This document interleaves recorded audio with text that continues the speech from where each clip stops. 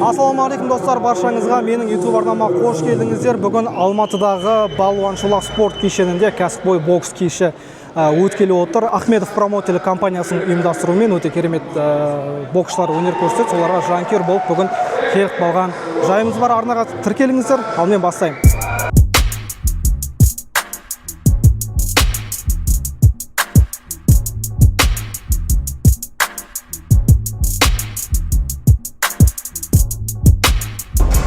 Қазірмен достар, осымен Балауса Музиманың жекпе-жегі аяқталды. Енді төрешілердің шешімі күтейік. Төрешілердің шешімі дайында секілді. Енді мен болжам бойынша Балауса сөзсіз жеңіске жеткен секілді.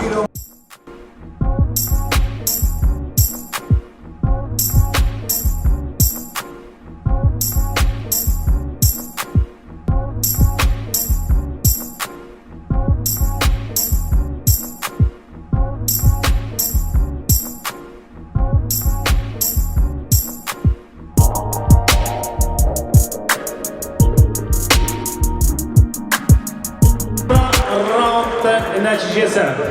Бірінші төреші 55-59, екінші төреші 55-59 және үшінші төреші 54-60. Сонымен төрешілердің бір ауыз шешімімен жеңіске жеткен рингтің қызыл бұрышы Балауса Музима.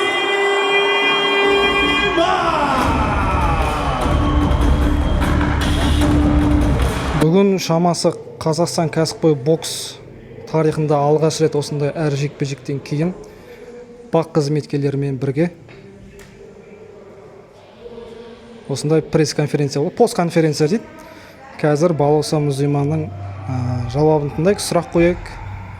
Дайындығымыз бұл жарысқа дейін мен травма алған болатынмын.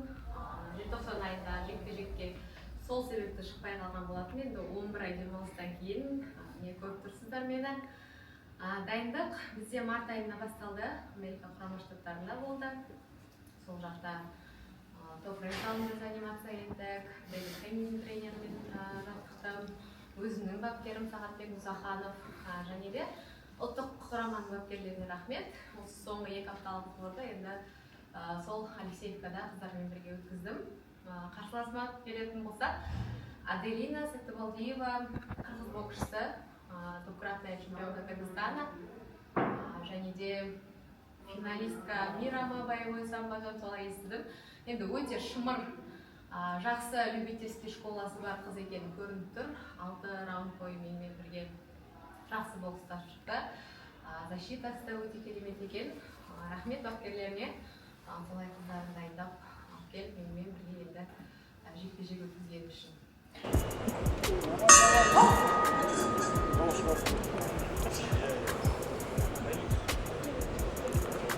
Міне достар, Елшат Нығметолла мен Бенне Канете арасындағы жекпе-жек WBA Азия тұжырымы бойынша жеңіл салмақтағы чемпиондық айқас.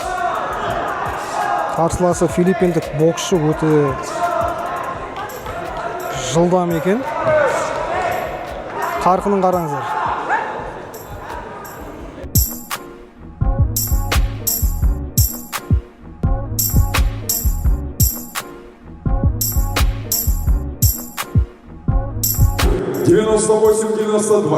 Второй судья 98-93 и третий судья 96-94. Единогласным решением судей чемпионом WBA Asia становится Елшат Warrior Нығметолла.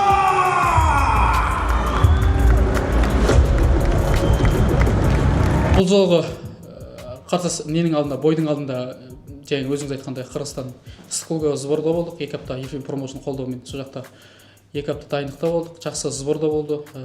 Физикалық жағынан болсын, күш жағынан болсын, барлық жағынан дайындықта болдық. Келдік 2 апта одан кейін Алматыда дайындық жасадым. Иса Ақбарбекті таныстар, сол кісінің қолына тренинг көрсетіп жаттығым. 10 раундқа созылатын жекпе-жек болды, бірақ одан кейін бізде орта раунда қарсыластар және жарақат алып қалды. Одан тағы бір қарсылас алмасты, одан тағы бір қарсылас болды. Мынау соңында қарсылас болды, Солақай, өзім сияқты Солақай. Сонымен келістік, 10 раундқа шықтық. Негізімен жарысқа шықпағалы қанша 8 ай, жарты жылдан астам уақыт болды ғой. жарты жылдан соң оның алдында негізі алдыңғы жекпе-жекте кішкене денсаулық кішкене дұрыс болмай шыққан негізі 12 раунд қырыстым. Ол кезде Пелепеевтің бұқа болған негізі мықты болды. Пелепеевтердің бәрі мықты біледі. Оның үстіне жарайды біздің Елфин промоушн көп жағдайда жаман қарсыластар әкелмейді. Негізі Қазақстандағы ең мықты промоушнның бірі ғой негізі. Жақсы дұрыс соперниктер әкеледі да. Елдердің нақтылы боксты көрсету жоспарында. Имитағай ол кісі екеуміз араласқан соң қаншама уақыт болды? 4-5 жыл уақыт болды ғой, бірге жүрдік.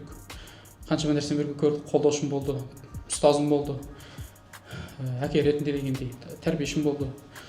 Жақсы, аға, бауыр ретінде араласамыз. Әлгінге дейін осы уақытқа дейін осы арманымыз, мақсатымыз бір, бұйырса әлі де жалғастырып жүре береміз. Тамаша. Енді сол ағаларыңыздың да жеңістері сіздерге жұғысты болсын. Алдағы жоспарыңыз туралы айтып кетсеңіз қысқаша. Жоспар енді әзір біз Елфин промоушнмен жұмыс жасап отырмыз ғой. Бірақ нақтылы өзімнің жоспарым бар. Елфин промоушнмен және де ақылдасамыз, сборға мықты сборға барамыз деп ойлаймын. Өйткені Елфин промоушн айттым ғой, және де қайталап айтамын, Қазақстанда ең үлкен мықты промоушнның бірі. Бізді тағы да алдыға сүйреп ақш-қа ма, Еуропаға ма жақсы нелерге апарады. Мендегі енді алдағы біздегі қолында өзінің 3 боксер бар ғой. Самат, мен, Армат үшеуміз. Енді алдағы жоспарда мықты жерге апарады деп ойлаймын. Және де өздерінің жеке пландары, жоспарлары бар ғой, бұйырса. Сол команда арқылы сөйлесеміз, жоспар құрамыз, ақылдасамыз, бірге жүріп шешеміз. Әзір мен бірдеңе деп шеше алмаймын оны. Рахмет. Тақым қысып жанкүйер боламыз. Құдай қаласа, бұдан да жақсы жаттығу жасау керек. Әлі де маған жетіспейді, көп нәрсе жетіспейді. Денсаулық жағынан дұрыстау керек, физика жағынан қосу керек. Әлі қайда чемпион боламын деу үшін мен ойлаймын, Қазақстанда жүріп чемпион болу деген кім айтса да мен айтамын. Қоя сал деймін. Шыны керек. Мүмкін емес, бәріміз білеміз. Енді мөшектерді әке бұра берсең жарайды, пожалуйста, бұл. А так былай өтірік әңгіме. Нақтылы чемпион боламын десең, дәлелде. Барып таяқ же, жегіз, құла, тұр, қайта шыңдал. Өмір сияқты бокс деген, тура сол сияқты деп ойлаймын. Сәттілік батыр. Рахмет, бақтарыңызға. Фарух, қалайсың жалпы қазір? Ассалаумағалейкум, жақсы, өздеріңіз қалайсыздар? Жаңалық жоқ, бәрі дұрыс. Жалғастырып жатыр әуесқойлар арасында. Қандай жарыстар бар қазір? Алдағы уақытта енді ел чемпионатына дайындалатын шығармыз. Сол алдағы уақыт. Қашан өтеді? Октябрьда ғой. Бүгінгі бокс кеш қалай болсын? Бүгінгі енді келіп қарап жатырмын, үлгермей қалдым. Енді бастап организация бәрі жоғары уровеньда, бәрін қарап жатыр. Күшті бәрі. Кәсіпқой бокс сағынған жүрсің, сағында біраз болды.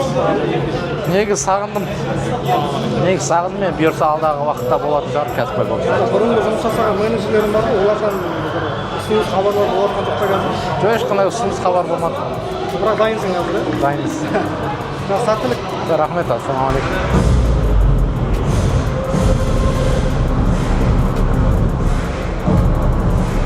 Ал Армат Арманұлының қарсыласы қазір назарларыңызда.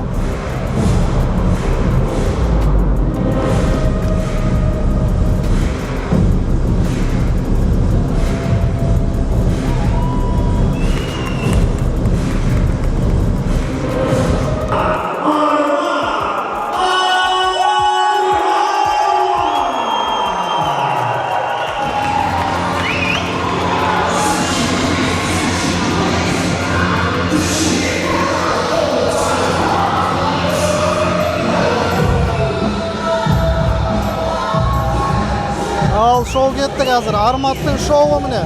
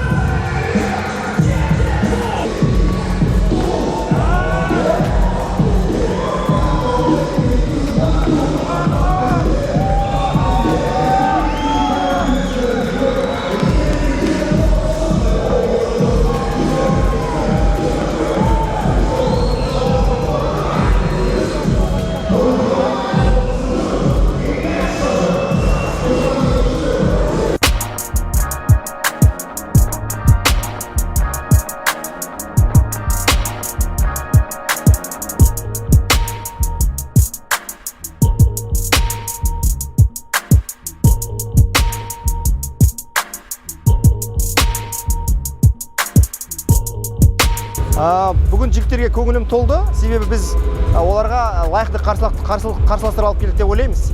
Себебі филиппиндіктер өздеріңіз білесіздер, баяғы өзіміздің Мэнни Пакьяодан бастап өте шыдамды боксшылар олар. Мына жерде де қазір көрермендер, бокс сүйер қауым бәрі айтып жатыр. Екі Филиппинмен болған жекпе-жек өте тартысты өтті деп жатыр. Ол бізге деген, біздің промоушнның жұмысына деген берілген баға деп ойлаймын. Одан кейін Арматтың жекпе-жегіне тоқталсақ, ол жаңағы орыс жігіт, орыс боксшысы, ол бізге мамыр айында жаңағыдай не тастаған, вызов дейді ғой, вызов тастаған. Біз ойлана келе, жаңағы медиа жағынан да біраз жұмыс жасалды, сондықтан біз қарсы жаңағы жігіттің ұсынысын қабыл алып, Қазақстанға шақырдық. Біз енді қонақжай халықпыз ғой, қазақ деген. Сондықтан Армат қонақжайлықты көрсетті деп ойлаймын бүгін. Өте тартысты жекпе-жек болды. Армат өзінің дайындығын, өзінің қандай деңгейде екенін көрсетті. Қазір енді Эрфин промоутер компаниясының мақсатына келсек, бізде амбиция жоғары. Қазақстаннан әлем чемпионын шығару, және қазақстандық промоутер компания әлем чемпионын шығарса деген өзіміздің мақсатымыз бар. Сол мақсат жолында қазір бәрінше аянбай еңбек етіп жатырмыз. Басшылық тарапынан көптеген басшылық тарапынан бізге қолдау бар. Және де боксшыларға да барлық жағдайды жасауға тырысып жатырмыз. Себебі боксшының жағдайы дұрыс болса, ол боксшысы да дұрыс болады, оның жай күйі де дұрыс болады. Сондықтан барлық жұмыстар жасалып жатыр. Мақсаттар айқын, жұмыс жасалуда. Осына Армат қазір енді шоуды да жасап жатыр, жаңағы рингтегі өнерде өте керемет қой қазір. Онда Арматқа сондай бір СНГ-де аты танылған боксшылар бар ғой, ММА-да көп әсіресе. Сондай боксшыларды алып келу жоспарда бар ма? Әлде тек қана осы бокстағы рейтингі жоғары боксшылармен жұмыс жасайсыздар ма? Біз Арматқа қазір жоспар бойынша ол әлемдік топ 15 рейтингке кіру керек. Біз соны күтіп отырмыз. Ол WBA тұжырымы бойынша. Сол ұйымға кіргеннен кейін ары қарай біз чемпиондық белбеуге жоғарылап көтеріле береміз. Мақсат сол чемпион болу. Поп ММА ол қызық бізге да. Бірақ ол жерде жарақат алып қалу қаупі бар. Сондықтан енді лас бокс болады ол жерде. Бізге енді класс, жаңағы бокстың класын біздің енді басшылық, өздеріңіз білесіздер, Серік Керімбек Қонақбаев, ол кісі бүкіл осы бокс тарапындағы бүкіл болатын мәселелердің бәрін сол кісі өзі қарап отырады, бағасын беріп отырады, өзі ақылын беріп отырады. Сол кісінің жаңағыдай ақылымен біз жұмыс жүргізіп жатырмыз. Сол Эрфин промоушн енді басында 2 рет Қазақстанда турнир өткізді, одан кейінгі бәрі совместный турнирлер болып жатыр ғой. Эрфиннің жеке тара өзінің турнирін ұйымдастыру ойда бар ма, әлде бұл тым көп шығын болғаннан кейін оны тоқтаттыңыздар ма? Шығын болғаны ол рас. Біз қазір енді боксшыларға ақшаны салып жатырмыз, себебі қазіргі жағдайда бокс кешін өткізу өте қаржыны көп қажет етеді. Одан кейін билеттер сатылу жағынан да қазір қиындықтар бар, оны мойындауымыз керек. Біз ол жақтан маркетинг жағынан жұмыс жүргізуіміз керек. Ол жағынан жұмыс аз болып жатқан деп ойлаймын, өзім ойым. Маркетинг енді ең керек нәрсе ғой. Мысалы, кеше жаңағы Намат ұйымының ұйымдастырған солдау жасады. Ол деген керемет. Ондай біз деңгейге жету үшін осындай мықты қарсыластармен, мықты осындай жекпе-жектер ұйымдастырған жағдайда біз сондай адамдарды тартамыз. Себебі бізде алдыңғы кездерде де біраз бокс кештері дұрыс қарсыластар таңдалмауының себебінен біраз біз көрермендерді жоғалтып алдық, оны мойындау керек. Сол тарапта біз қазір жұмыс істеп жатырмыз. Жақсы қарсыластар келсе, қайттан бүкіл жаңағы боксер қауым қайттан келеді деп ойлаймын. Соңғы сұрағым болсын, Саматәлі Түлтаевтың осы қосылу жайында келісімшарт бұл қанша жылға және тағы да қосылатын боксшылар бар ма? Біз қазір Саматәліге 3 жекпе-жекке келісімшартқа бердік. Қазір екіншісін өткізді, енді үшіншісін өткізеді. Бірақ біздің негізі мақсатымыз бар, ол жігітпен жұмыс жасауға, себебі оның боксы біздің басшылыққа бәріне ұнайды. Сондықтан біз жұмыс жүргіземіз деген ойдамыз. Ол жігітке біздің өзіміздің мақсатымыз бар қойған алға. Руслан Мадиевпен қазір қалай болып жатыр? Руслан Мадиевпен қазір ол жігіт жаңағы үзіліс алды. Өз ойланып, өзінің бір мақсаттары бар екен, сол мақсаттарымен айналысам деді. Біз оған қарсы болмадық, айналысса өзі айналысады. Бізде ешқандай мәжбүрлеу жоқ. Достар, міне дәл қазір менің қасымда Сұлтан Шарипов, соңғы Намат файтингтің жұлдызы. Қалайсың, Сұлтан? Ассалаумалейкум, баршаңызға жақсы, бәрі Аллаға шүкір. Бүгінгі кәсіпқой бокс кеш қалай өтіп жатыр өзіңе? Кімге жанкүйер болып келдің? Енді біздің жігіттерге бәріне лично айта алмаймын да, біреу маған деп, бірақ біздің жігіттерге Қазақстан атын қорғайтын жігіттерге. Өзің де соңғы рет енді қыста керемет шоу көрсеттің, керемет жекпе-жек көрсеттің, өзіңнің алғашқы поясыңды алдың ғой енді. Кәсіпқой бокста бір жоспар, мақсат бар ма? Қазір енді кулачкада жүрміз, себебі кәсіпқой осындай кештер аз өтеді, өкінішке орай. Бірақ бұйырса болып жатса, біз дайынбыз ғой. Міне, Жасұлан ағамыз тұр, РД промоушн бастығы. Бір ұсыныстар болса, біз дайынбыз. Кеше мына IBA бар ғой, нейді, Ресейдегі IBA Барнакл. Сояқта сен суретін көріп қалдым бір файтерге. Претендент қалып қойған көрдің ба өзің? Ұсыныс бірдеме болып жатыр ма ояқтан? Ұсыныс болған жоқ әлі. Бірақ ол Попомейдің жұлдызы, Российдің атынан шығатын, осы наматқа алып келіп бір ұр жеру керек сияқты. Кіммен жекпе-жек өткізгің келіп жүр? Алдында наматтан кейін пресс-конференцияда айттың бір есімдерді, иә? Осы жігіттер ғой, жаңағы бір накыл несінде қойған сол жігітпен болады, төлетіп тауға проблема жоқ. Енді кімді береді, сонымен төлетеміз ғой, не істейміз, жұмысымыз осы. Жақсы, рахмет, сәттілік. Рахмет үлкен. Достар, қазір мен қасында РД промоушнның промоутері, негізін қалаушылардың бірі Жасұлан Мырза. Жасұлан Мырза, қазір РД промоушн тоқтап қалды ма, не болды қазір? Ассалаумағалейкум баршаңызға. Жоқ, біз қазір жұмыс жасап жатырмыз. Құдай қаласа жылдың аяғына дейін үлкен шоу өткіземіз деген жоспарымыз бар. Соған жаймен жұмысты бастап кеттік. Алла қаласа жылдың аяғына дейін үлкен шоу өткіземіз. Қандай боксшылар болуы мүмкін? Кімдерді көруіміз мүмкін ол жақта? Енді оны қазір атап айтпай-ақ қояйын, бірақ жалпы өзіміздің қазақ мықты боксшыларымыз, әлемге әйгілі боксшыларымызбен қазір келісім сөзін жүргізіп жатыр. Егер де келісім шартқа отырсақ, өзімізге атақты, әлемге атақты боксшыларымыз шығады, Алла қаласа. Жақсы, рахмет, сәттілік. Рахмет.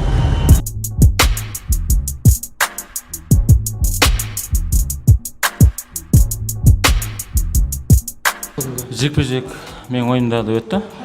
Ойымда дегенде мен 10 раундқа жоспарлағам негізі. Бірақ қанша өзім де білмеймін қай раунд өткен. Бірақ уақытынан бұрын аяқтадым. Және мен қуаныштымын. Және бұл бірінші Аллахтың және де осы тренерлердің арқасы. Бәріне рахмет айтамын. Ойдағыда өтті.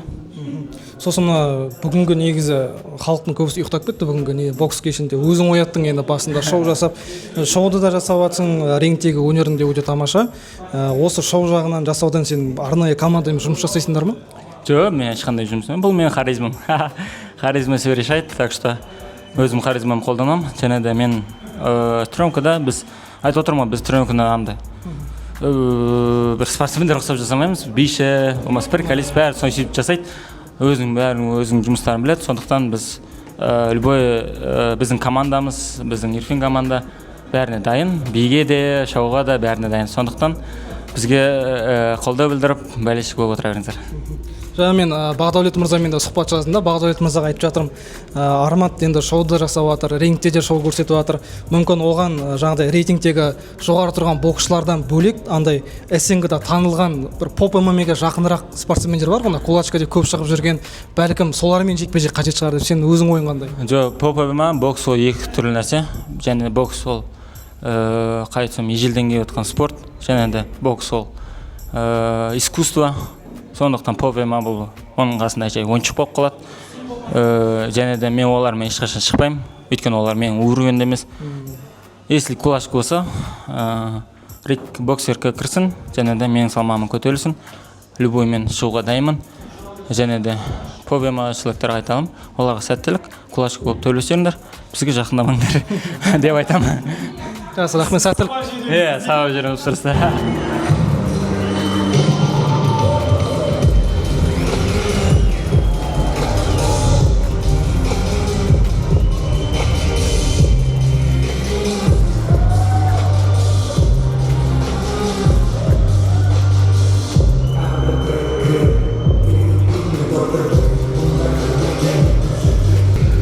Достар, Американы шулатып жүрген қазақстандық санаулы боксшылардың бірі Бек Нұрмағанбет бұл. Осы бокс кешіне келуімнің басты себептердің бірі де дәл осы Бек Нұрмағанбет. Рауан, бүгінгі бокс жайында не айтасың? Керемет. Енді боксты бізден жақсы түседі. Сендер ғой, сендерге главное жақсы өтіп жатса. Менің ойымша счет көтіп жатыр. Саған қалай? Әдемі болады. Соңғы жекпе-жектер әдемі тек соңғы. Иә. Интрига бар уже. Қазір мен қасында IB Наматтың жетекшілерінің бірі Нұрдавлат Нишанкулов. Нұрдавлат жаңа ғана пост шықты. Астанадағы бокс кеші жайында ММА перчаткамен кәсіпқой бокс кеші бір кеште болады. Бұл бұрын соңды Қазақстан тарихында болмаған. Өте қызық болып тұр мен үшін. Бұл қалай болады, бір ақпарат беріп өтсем бізге. Бүгін бірінші пост шыққан. То есть это у нас уникальный формат. 28 августа в Астане, извиняюсь, Жекпе-Жек Арена будет интернациональный день бокса, посвященный IBA Намат турниру. 27 числа будет большая конференция, и в пятницу вечером, 28 числа, будут бои.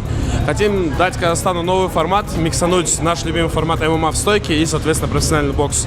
Пары, которые мы готовим, уже на самом деле практически завершены. 80% карты уже дали свое согласие. Ребят, которых вы видели на постере, это уже те, кто дали свое согласие. Соответственно, у них оппоненты будут тоже очень интересные. И я думаю, это будет такой интересный праздник спорта для Астаны. В Астане нас очень давно ждали, видел очень много комментариев. И вот мы хотим поехать с первый раз с таким экспериментальным кардом, так скажем. Бұл IBA промен бірге ұйымдастырылып жатыр. Это полностью идет под эгидой IBA, полностью как ассоциации бокса, и Намат Файтинг как организация. IBA Pro здесь отношения не имеет. IBA Наматта өткенде әлемдік жұлдыздар болды ғой, ex-UFC файтерлер. Сол сияқты жұлдыздар бола ма әлемдік деңгейде? Әлемдік деңгейде болады. Еще будет пару интересных пар именно внутриказахстанского, да, опять же, единоборств. Но что-то вот громкое в плане бойцов UFC мы пока не рассматриваем, но я думаю, выступление Санжара Ташкембая, это его дебют в пробоксе, для нас станет вишенкой на торте. У него будет очень интересный оппонент, который продвинет его максимально высоко в рейтингах в случае его победы. Алмаз Нурғали қандай форматта шығады? Давайте здесь небольшой спойлер дам. Тот самый долгожданный реванш Алмаза и Айдоса за пояс IBA Намат пройдет как раз таки в Астане в этот вечер. Рахмет. Көп рахмет.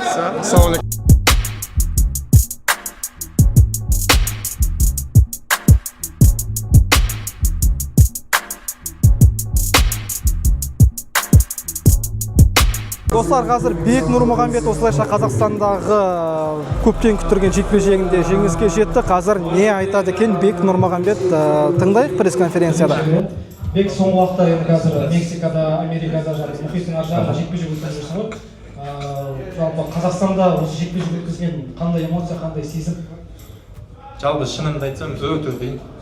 Енді боксшылар, кейбір боксшылар шынын айтамын, өтірік айтамын білмеймін. Елде бокс осыған өте ауыр. Жанкүйерлердің қысымы, саған деген үміт артып тұрған кезде көп боксшылар қателік жіберіп қойып жатамыз, артымыздан қолдауға еріп кетіп, қателесіп кететін кездеріміз болады. Осындай кезде ауырлық болады, ал негізінде қазақ жерінде бокс осыған қолдаушылардың көп болады, жеңсең көпке көтереді ғой барлығы. Сенің промоутерің, менеджерлерің бұны қалай қабылдады Қазақстанда жекпе-жек өткізетін деген кезде? Бірінші менің мәселем виза мәселесінен уақытша процесі дейді ғой, орысша айтқанда жоспар бойынша жұмыстар жүріп жатыр визаға. Бірақ оған дейін де уақыт керек екен. Сол уақыттардың арасында жайдан жай жаттығу жасап өтіп кетпейін деп осындай жекпе-жектер ұсынды, бірақ маған Европа елдерінен берді. Оларға да не керек екен, виза керек екен. Оларға да үлгермегеннен Қазақстанда осындай бокс болып жатыр дегенді естіп, Риноса өзі маған жіберді. Осы қалада бокс жасаласың ба деп, сосын осы промоушннан сұрадым, рұқсатын берді, бұлар қолдады, екі жақ келісіп, мен Қазақстанда бокс жасадым. Бұл кісі Америка құрама штатында Эдди Рейноса, менің бас менеджерім, жаттықтырушым бар. Сол кісінің досы Исаак Круз деген Питбул атты мексикандық боксшының менеджері, екеуі бірге жұмыс жасайды. Осы жекпе-жекке мені қолдау ретінде No Boxing No Life компаниясын өз атынан қолдап, осы кісі алып келді, перчаткамызды барлығын, қолғаптарымызды. Енді Эдди Рейносаның айтуымен осы Қазақстанға келіп, өз көзімен көріп, енді алдағы жоспарларды айтып жатыр. Ал бұл жекпе-жекке дайындығым негізі өте жақсы болды. Өте өзімізге керекті жаттығулар жасап, комбинацияларымыз жасап жүріп, рингтің асты мүлдем ыңғайсыз болды. Мен негізі өзім бокс стилім аяқта жүріп, артқа қарай бокстасу еді. Артқа жүрейін десем, соққыларға көп түскеннен өзіне еңкейіп барғаным ыңғайлырақ болды да. Солай тез шаршатам деген ой болды. Басқалай, егер аяқты артқа қарай ойнайтын болсам, астымдағы төсеніш кедергісін жасайды. Соның кесірінен 3-4 удар алып алдым. Ондай артық ударлар керек емес еді. Енді амалдың жоқтығынан енді жекпе-жекте былай өзгеруге тура келді. Енді шүкір командамның арқасында осы жекпе-жек төбелеске де дайын болдық қой жалпы. Солай жекпе-жекке жеңіп кеттік енді. Құдай абырой беріп, шықырылысына негіз дайындалғанбыз жекпе-жекті алдын ала. Басына ауыр ұрып кеп, шықырылысына отырып шаршатамыз деген. Жоспардағыдай болды негізі. Тамаша жоспар іске асты. Енді алдағы жоспарларыңыз туралы ақпарат бере аласыз ба? Алдағы жоспарлар. Мен енді қазақ жігіттермен, қазақ елінің менеджерлерімен жұмыс жасамағаннан кейін менің жоспарымды айтқанымен мен толықтай түсінбей қалам. Осы кісілер Эйдерин осы маған жоспар қойып береді алдыма. Енді өздерінің айтуы бойынша, менің түсінгенім бойынша алда үлкен жекпе-жектер бар. Алда Эр-Рияд қаласында өтетін қыркүйектен кейін қазан айы ғой, қазан айының 31 күні Эр-Рияд қаласында Түркия Лашевтің бокс кеші болады. Андеркартта Канело бокс жасады. Сол жекпе-жекке алдыңғы жекпе-жек ретінде кетті. Бұйырса қазан айының 31 күні жекпе-жек болады деп ойлаймын. Менің қарсыластары белгісіз. Айтылған ауызша қарсыластары бар. Енді бәріне дайындаламыз ғой, нақты себебін білгесін. Boxers are ready. Let's start. Sonradan sportlarımız sponsor 25 yengil chempionning 17 nokaut bilan аяқтаған. Екінші жеңіліс оның бойы 1.86 см салмағы 79 келі. Ladies and gentlemen, his opponent, boxer out of the red corner, his professional record 25 wins, 17 knockouts, 2 losses. He stands 186 cm tall, official weight 79 kilograms. Алматы, Қазақстан, қадамдар мен мырзалар қарсы алыңыздар. Али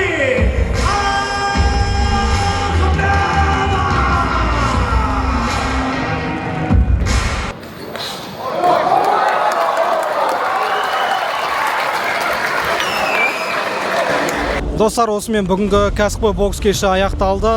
Жекпе-жектен кейін әр боксшымен пресс-конференция болды. Оларды да түсірдім. Түрлі боксшылармен, промоутерлермен сұхбаттастым деген сияқты. Екі ортада жүгіріп жүріп, көптеген рингте болған кадрларды түсіре алмадым, бірақ сіздер бұның барлығын енді YouTube-тан іздеп таба аласыздар. Бүгінге осы, аман сау болыңыздар. Менің YouTube арнама жазылып, лайктарыңызды басыңыздар. Баршаңызға осы видеоны көргендеріңіз үшін көп-көп рахмет.